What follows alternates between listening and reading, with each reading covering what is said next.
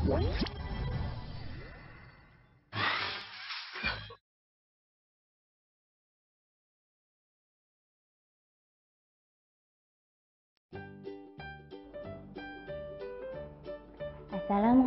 warahmatullahi wabarakatuh. Halo, apa kabar anak-anak kelas 4 SD Al-Firdaus? Semoga selalu dalam lindungan Allah Subhanahu wa taala. Amin. Hari ini kita akan belajar pembelajaran tematik tema 9, Kayanya Negeriku, subtema 1, Kekayaan sumber energi di Indonesia. Pembelajaran 1 sampai 6. Sebelum memulai pembelajaran, kita baca basmalah dulu. Basmalah. Bismillahirrahmanirrahim. Al-Firdaus. Siap. Nah, sekarang alat tulis dan bukunya bisa dipersiapkan terlebih dahulu. Ayah dan bunda bisa mendampingi Ananda belajar di rumah. Tema 9. Subtema 1, pembelajaran 1 sampai 6. Sumber daya alam adalah kekayaan alam berupa makhluk hidup atau benda mati yang ada di bumi. Sumber daya alam tersebut digunakan untuk memenuhi kebutuhan manusia. Sumber daya alam dibagi menjadi dua. Yang pertama, sumber daya alam yang dapat diperbaharui, dan yang kedua, sumber daya alam yang tidak dapat diperbaharui. Sumber daya alam yang dapat diperbaharui adalah sumber daya alam yang dapat dimanfaatkan terus-menerus karena dapat tersedia kembali. Contohnya, tanah, tumbuhan, hewan, air, dan udara. Sumber daya alam yang tidak dapat diperbaharui adalah sumber daya alam yang dapat habis, contohnya bahan tambang. Bahan tambang dibedakan menjadi 3. Yang pertama, bahan tambang mineral logam.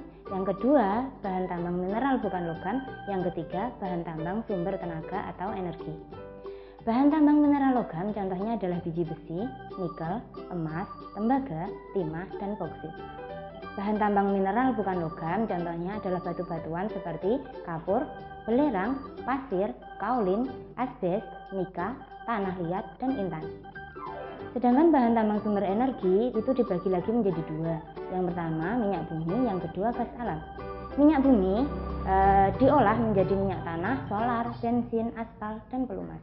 Gas alam digunakan sebagai bahan pembuatan pupuk dan bahan bakar kompor gas. Yang selanjutnya adalah tentang lingkungan. Lingkungan adalah segala sesuatu di sekitar manusia yang mempengaruhi kehidupan manusia. Fungsi dari lingkungan yang pertama adalah sebagai tempat tinggal, yang kedua tempat mencari makan, dan yang ketiga adalah tempat untuk bekerja. Salah satu manfaat lingkungan adalah sebagai tempat bekerja. Lingkungan sebagai tempat bekerja tersebut yaitu yang pertama adalah lingkungan daerah pantai. Biasanya di lingkungan daerah pantai masyarakatnya bekerja sebagai nelayan, pemandu wisata, pengusaha tambak, dan petani garam. Sedangkan lingkungan di daerah laut biasanya dimanfaatkan sebagai wisata bahari, penyelaman, dan juga kegiatan pengeboran minyak. Lingkungan daerah sekitar sungai dimanfaatkan sebagai sumber pengairan atau irigasi dan jalur transportasi.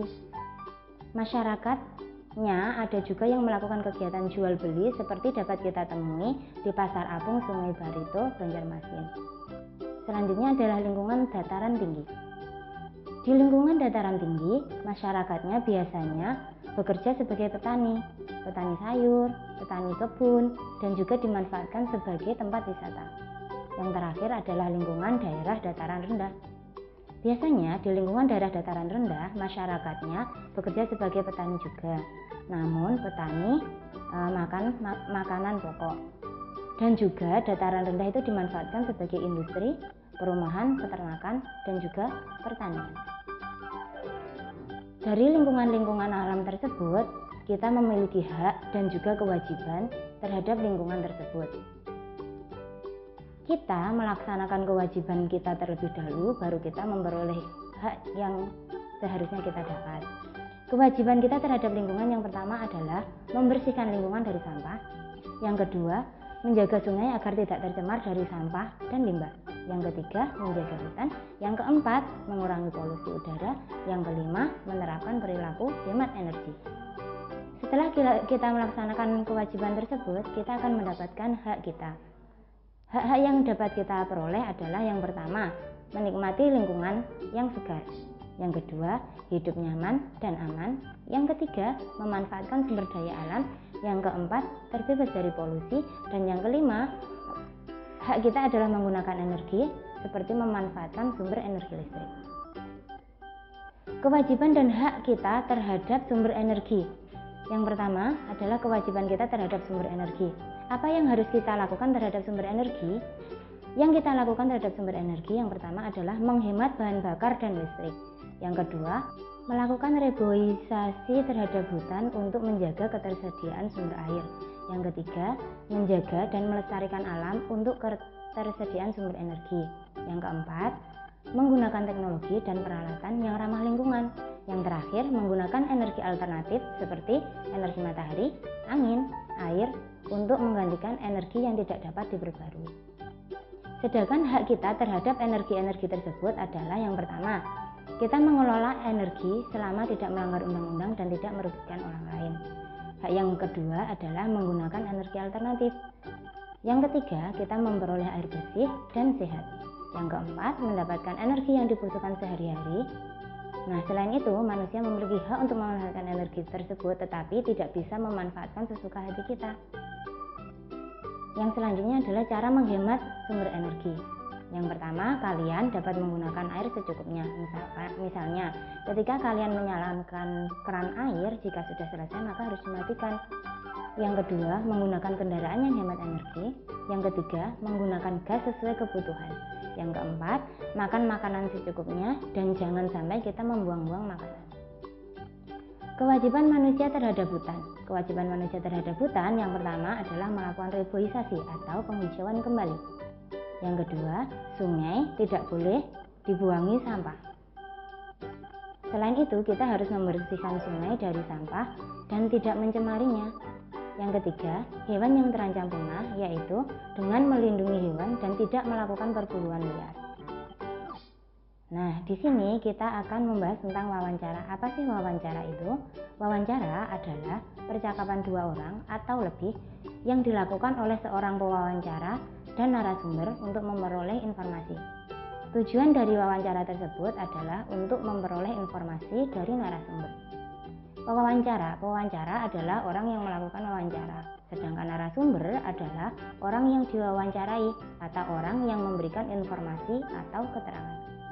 Sebelum melakukan kegiatan wawancara, harus menyiapkan daftar pertanyaan terlebih dahulu. Ciri-ciri wawancara. Ciri-ciri wawancara yang pertama adalah dilakukan secara tatap muka. Yang kedua, dilakukan dengan tujuan mengumpulkan data dan fakta. Yang ketiga, ada orang yang mewawancarai atau pewawancara. Yang terakhir, ada orang yang diwawancarai atau narasumber. Hal-hal yang perlu diperhatikan sebelum melakukan wawancara. Jadi sebelum kita melakukan wawancara kepada seseorang, kita harus mempersiapkan segala sesuatunya.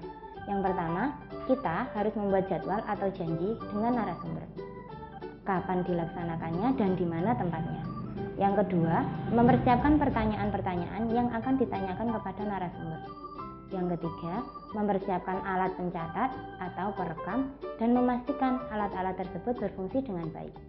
Yang keempat, segera melakukan wawancara sesuai daftar pertanyaan. Jangan bertanya yang terlalu lebar atau keluar dari topik. Kita harus bertanya dengan sopan dan tidak bertele-tele. Yang kelima, mengucapkan terima kasih ketika wawancara telah selesai. Yang sekarang adalah bentuk-bentuk dari wawancara. Bentuk-bentuk dari wawancara yang pertama adalah wawancara berita, dilakukan untuk mencari bahan berita. Yang kedua, wawancara telepon, dilakukan lewat pesawat telepon. Yang ketiga, wawancara pribadi. Yang keempat, wawancara dengan banyak orang. Yang kelima, wawancara dadakan atau mendesak. Yang keenam, wawancara kelompok, yaitu serombongan pewawancara mewawancarai seseorang, pejabat, seniman, atau olahragawan. Nah, kali ini adalah materi yang terakhir, yaitu nada dan tempo.